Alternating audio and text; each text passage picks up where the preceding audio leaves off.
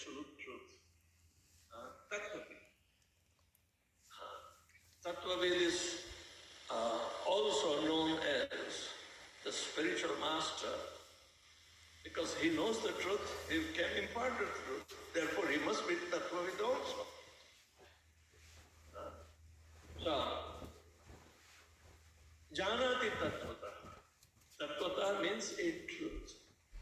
There is one absolute truth without second, and it has been approached through different times, through different practitioners. Vadanti tattva vidam sattva yajnanam advayam brahmeti pranamati bhagavan isha. The absolute truth, those who know, they express according to their realization in three different terms. Impersonal Brahman or Brahmajyoti, localized Paramatma, who is sitting in every atom, without atom, and within their own heart too. And Bhagavan, the Supreme Personality of Godhead. Prabhupada says those who are impersonalists, they try to describe the absolute truth in the terms of impersonal influence only. Influence, which may not be able to describe fully, but nonetheless it's a subject matter of the absolute truth. Those who are yogis, they may meditate upon the Paramatma situated within own heart. Yam Brahma Varnendra Rudra Martastam Vanti Divyasthavi Vedahi Sangapata Kramopanishadai Gayan Yam Samaga Dhyanavastitgatena Manasa Pashyantyam Yogina Yasyantam Navidu Surasurgana Devaya Tasmai. Those who are demigod worshippers and practitioners of yoga system, they try to meditate upon one single moiety that is called the absolute truth, Paramatma, who is sitting in their heart. So it's a localized aspect. That person who is meditating within himself, he does not have to meditate anything on the outside of him. So yogis, they are trying to connect with that aspect of the absolute truth called Paramatma within their own heart. All right. And the Bhagavan means Supreme Personality of Godhead. The Supreme Personality of Godhead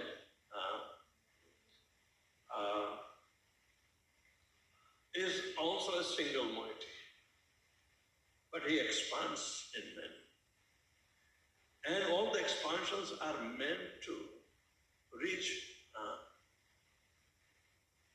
to each and every living entity on whom, whichever the form they can repose, they can meditate on that aspect. Ultimately, they know to meditate on Lord Krishna is difficult, but they prefer to meditate on the Paramatma level. Paramatma is an expansion of Vaikuntha Narayan, they will say. But we understand it is Krishna's expansion of the secondary expansion of a Vaikuntha planet called Sankarshan.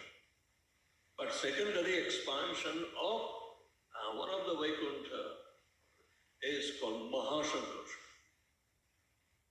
When Maha takes the charge for creation of the material world as Karma Vishnu, he comes with a cause of material creation. Why? Because he is the bearer of all the living entities who are wayward because they don't want to follow the rules and regulations of exclusive service to Lord Krishna. They fall apart and they are not able to sustain their individual existence. So, to correct themselves, material world has to be created, sustained, and dissolved from time to time by this agency called Mahavishnu. And that is an expansion. So, Krishna and his expansion are not different from him, but they are meant to, reach each and every living entity. So, farthest expansion is Paramatma, who is sitting in everyone's heart. Not only that, he is sitting in every atom and between the atom. So, he is all pervading. There is no existence of a living entity without the existence of Paramatma. So Paramatma is said to be always accompanying the living entity. But he becomes so much blind, he cannot see who is sitting very next to him. The blindness continues as long as he has, those desires coming out from hate towards Krishna. Ichchadvesha samuttena. Samuttena means they arise simultaneously. Dvanda mohena bharata. Dvanda means it's an existence of duality, opposites. Simultaneously they enter into the world of opposites. So therefore, their desire becomes separate from Krishna's desire, for which the material world has been created. So all the intricacies of this have been given in the Shastra and has been realized by Tattva. With means no, Tattva means the truth, the absolute truth, not the relative truth. Material science know only relative truth. But the devotees know absolute truth. So, Tasmad Gurum Prapatti, only one has to approach such a guru for the purpose of becoming tattva, becoming knower of the absolute truth. You have to approach him, my spiritual master. So, tattva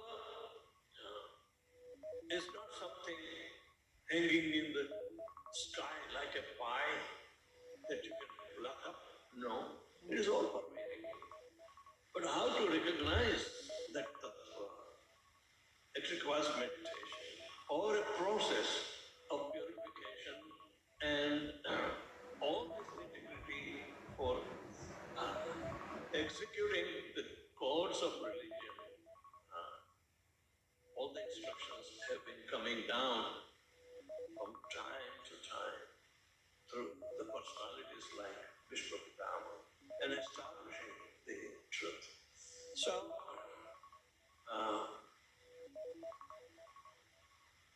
the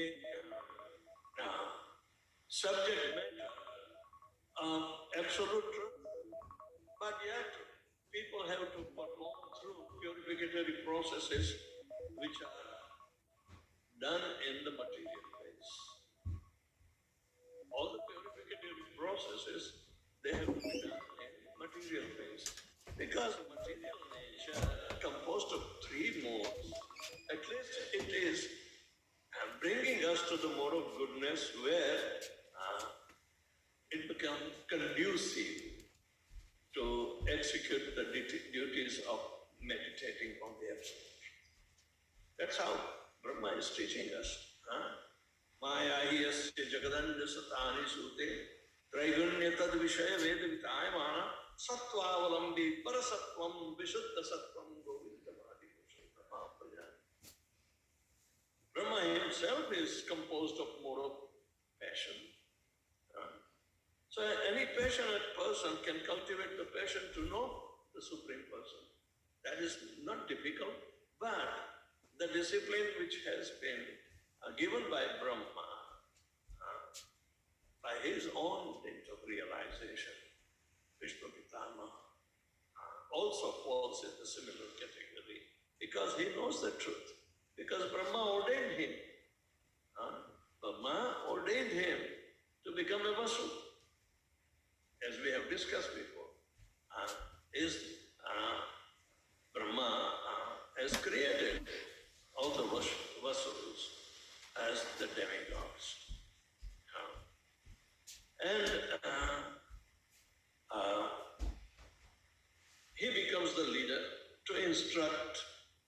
So similarly, human beings are also instructed how to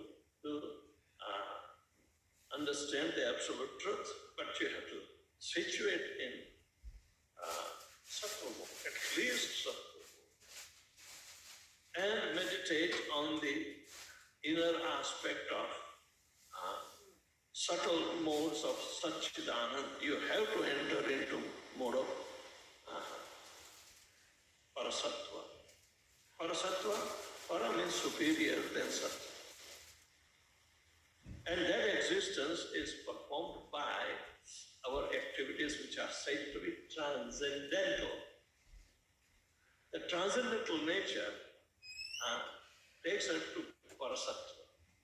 But the perfectly pure transcendental nature, Krishna is staying.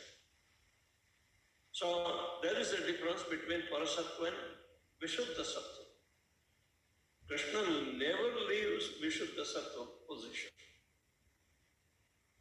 So in whichever way he appears, there is everything surrounded him is Vishuddha Sattva stage.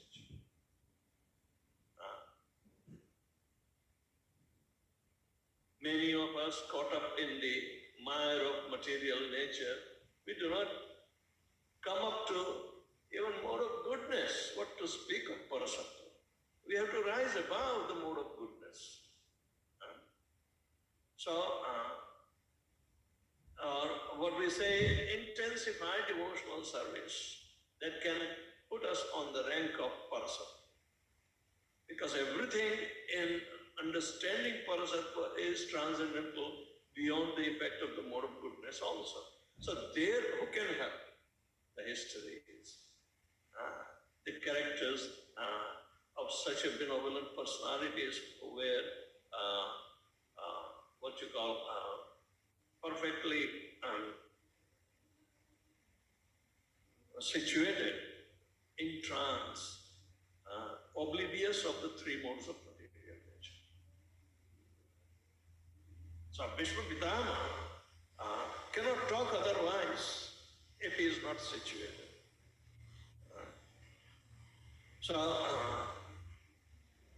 These rules that have to be followed by each and every living entity who are in bodily conception of life. At least on the higher level, as we discussed yesterday also in the evening time, this civilization, Vedic civilization.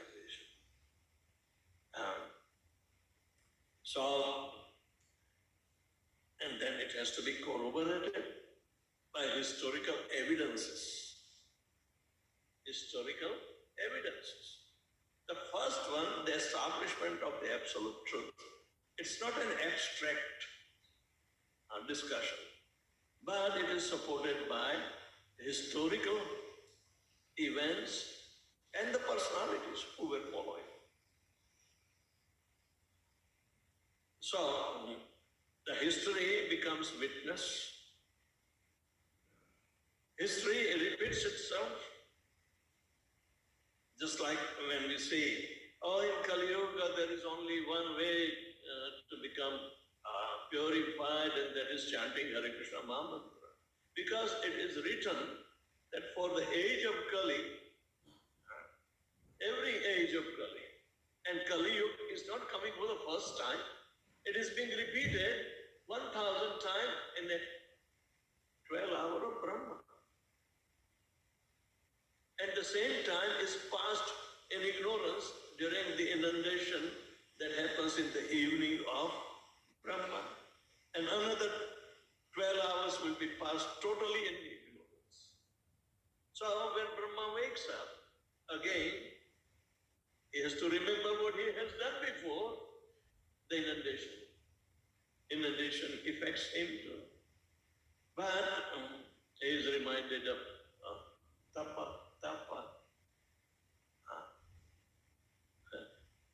My maternal uncle used to chide me. Oh yeah, Brahma did. It was nothing but the sound of that water droplet is falling. Tap. So they know the stories and all these things. So sometimes in my childhood we used to discuss.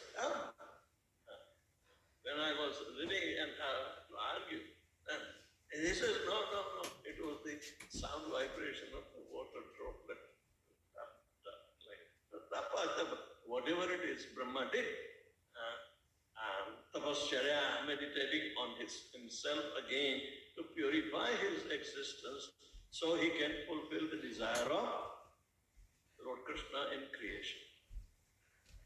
Right? Creation without the proper mindset and knowledgeability or awareness, you can't do it. So Brahma has to do repetition every day. Okay. So naturally, in a day of a Brahma, how many times Kali Yuga going to pass? 1,000 times. And we calculate on the basis that Brahma, Lord Krishna has already appeared 5,000 years back. And that was after he disappeared, Kali Yuga started. So we are hardly having 5,000 years after Lord Krishna's disappearance.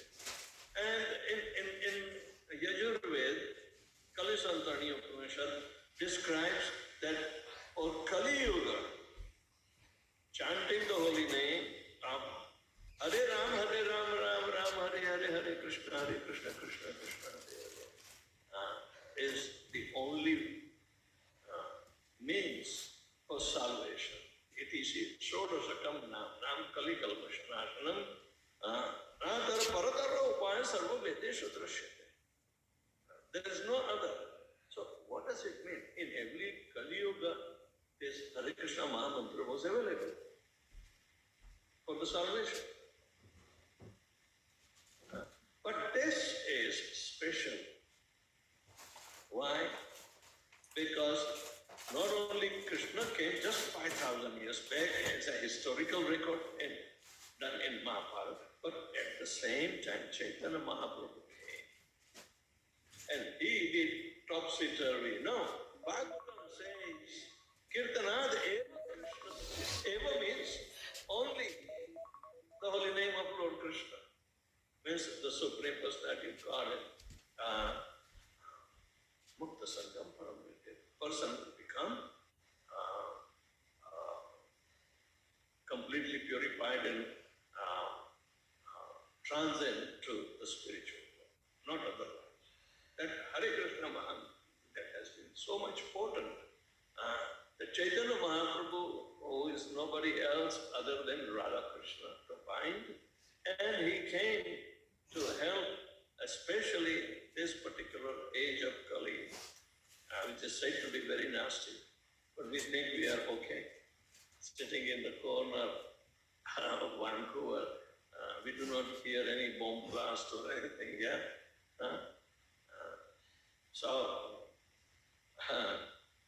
The importance is that Yuga Dharma is Harinam Sankirtan and chanting of Hare Krishna Maha Mantra. Otherwise it would have been called Rama Mantra, because Rama. But that is not the understanding of Tattva-ved. Tattva-ved means he knows the truth, even on the basis of the names which have been, or the nomenclature which has been utilized, to address the fact. And we see the meaning of Krishna and Hara. If you see the common knowledge of generalized people, even though they know Hare Krishna Maha Mantra by Hare Ram, but they do not have any deep understanding of the meaning which has been conveyed by Chaitanya Mahaprabhu and Srila Prabhupada. Prabhupada quotes, Rama means the pleasure potency of Krishna. It is addressed as Ram. And those who are Tattvavid, they say that Ramanti Yoginaha Satyanande Chidatmani iti Rama Padenasho Parabrahma Abhidiyate. The position of Lord Shri Krishna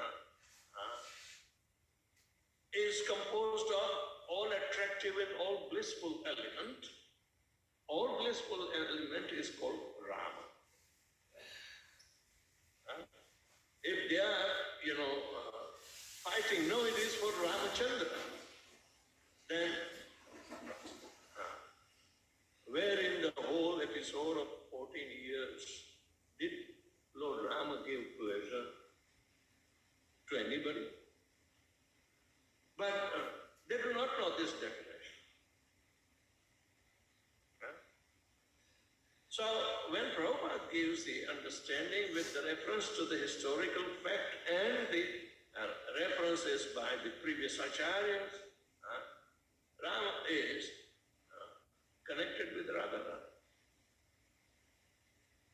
Ram is connected with Radharani. When you address in service of Radharani, what is the mantra, Mulu mantra of Radharani? Srim Ram Radhikaya Namaha. This is the Mulu mantra. She is meant to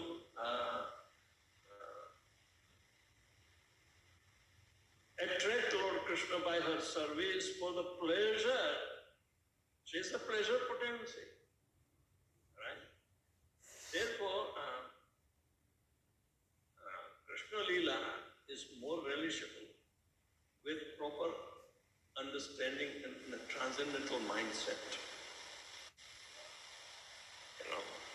Ramchandra's Leela may show the ideal, but how do you understand the ideal even Lord Ramchandra? So the lessons are there. When Sita accompanied Lord Ramchandra, Vishwanath Chakravarti Thakur says, it is enjoined in the Vedic knowledge that if you go to a foreign land, don't take your wife along with you. Because you will be engaged only in protecting her. And you will not be able to accompany. Yes, when you secure some position, then you bring your family. But when you go to a foreign country, don't take your wife along. Now, Ramchandra is having the visa for 14 years. But yet, Sita wanted to come. And the secret of Sita accompanying Ramchandra is to become so much conducive to fulfill the desire of Lord Ramchandra that he wanted to enact this particular pastime.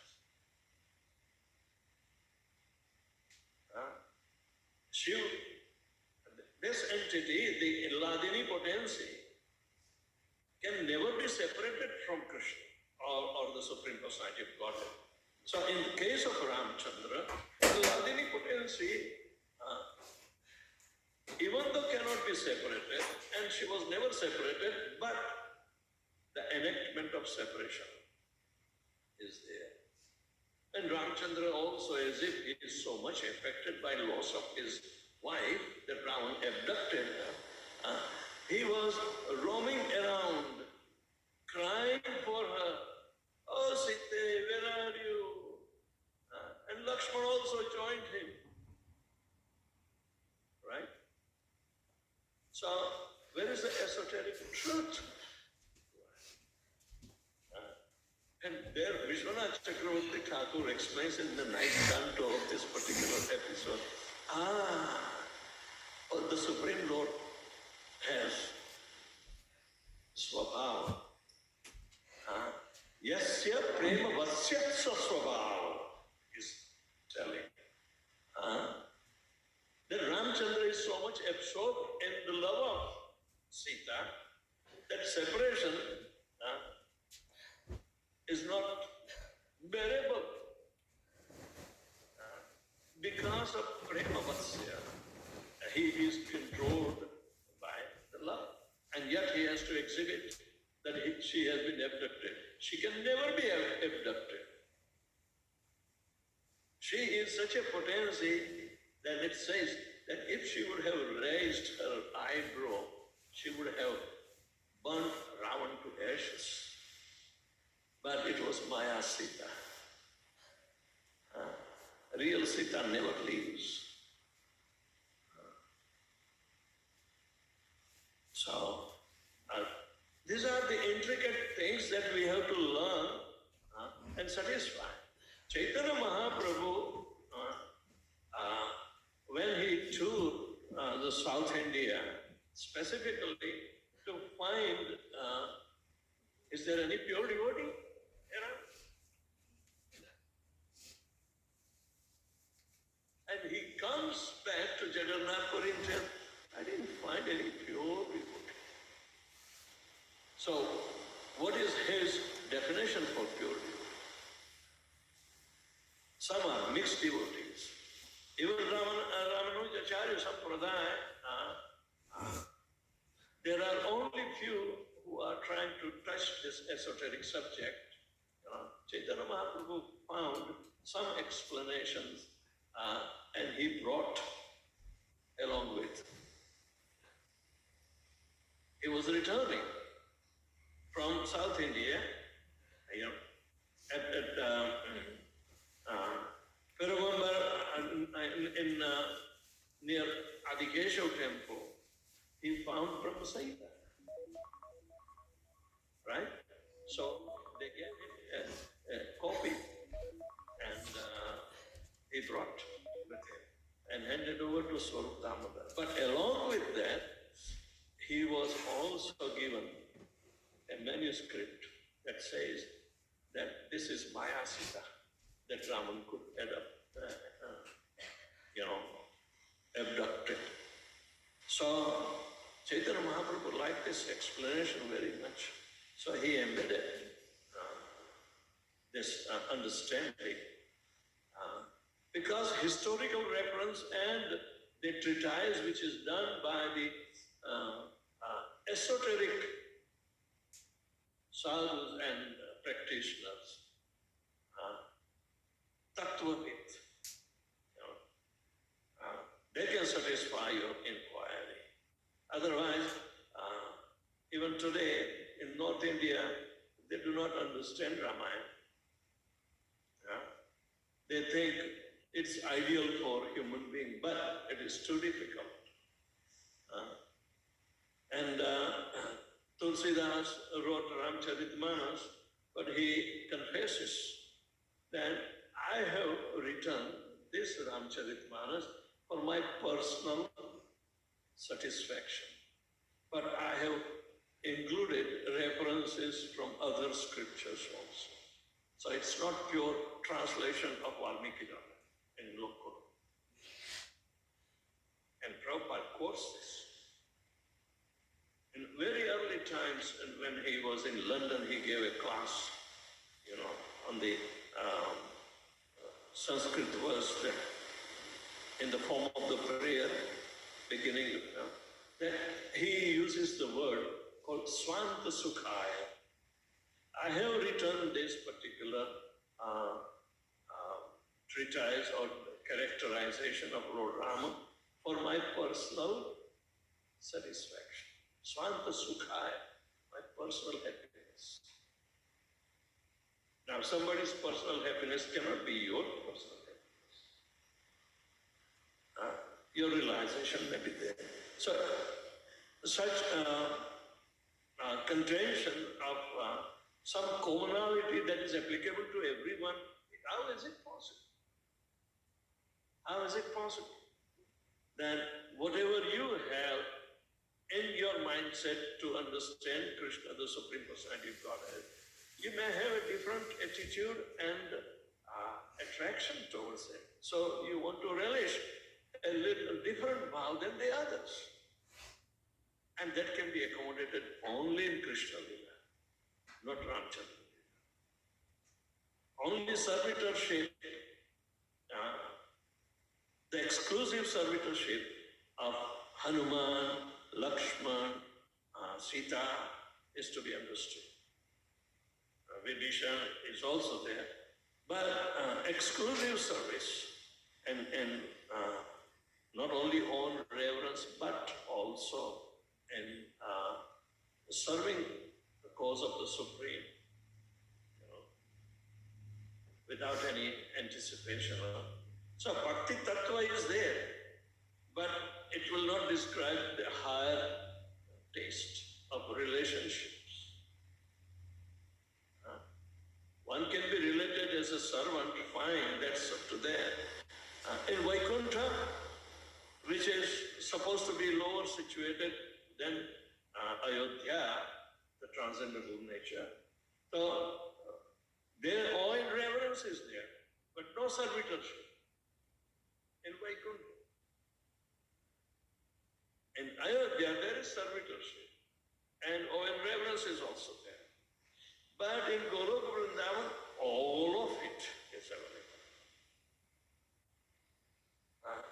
The grass is desired to get trampled by Lord Krishna's lotus feet, if he passes. So they are thinking, if Krishna passes over, I will consider my life to be successful. That desire is there, but it means awe and reverence. Servitorship, there are so many servants. They want to serve Krishna.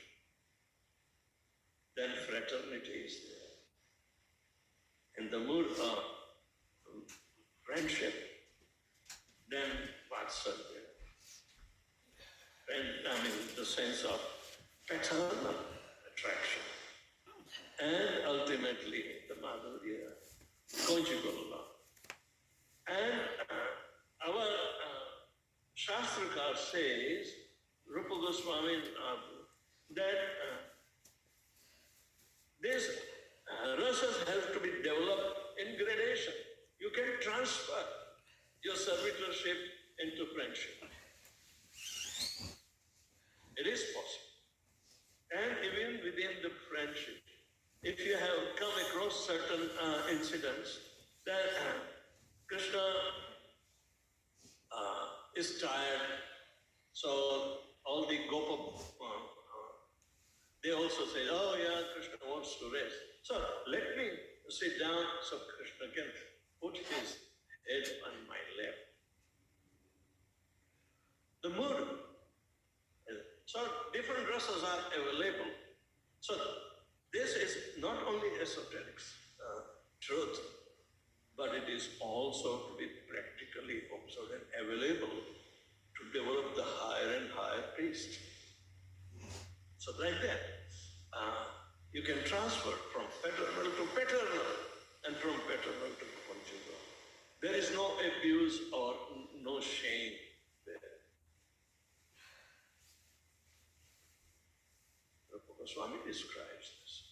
So the idea is that the historical references of Srimad Bhagavatam and Mahabharata, they are histories, actual histories that can take an aspirant to the higher realms of devotional service. So that knowledge is there in our Bhishma Pitama. And but he would not go much. Rather, he would cite that we saw the Vedas personified and the Devas, or during Ramayana, there were sages. They also wanted to take part in Krishna by becoming gopis. Like that. So these are the historical situations, and it is not an allegorical language,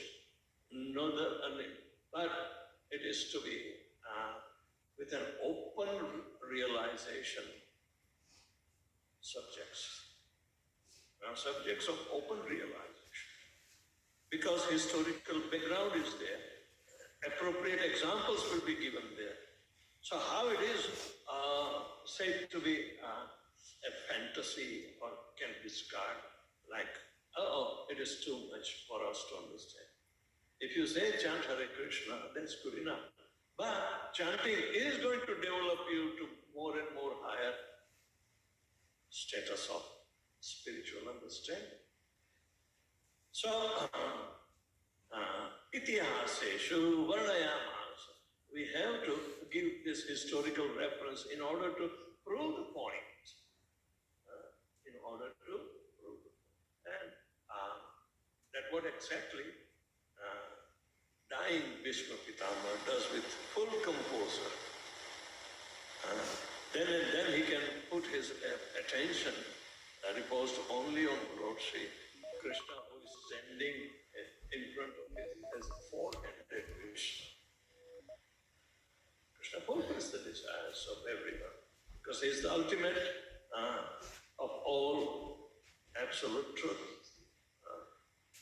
So we are simply concerned with the instructive lessons of such incidents, even though they are not in order by our limited range of understanding.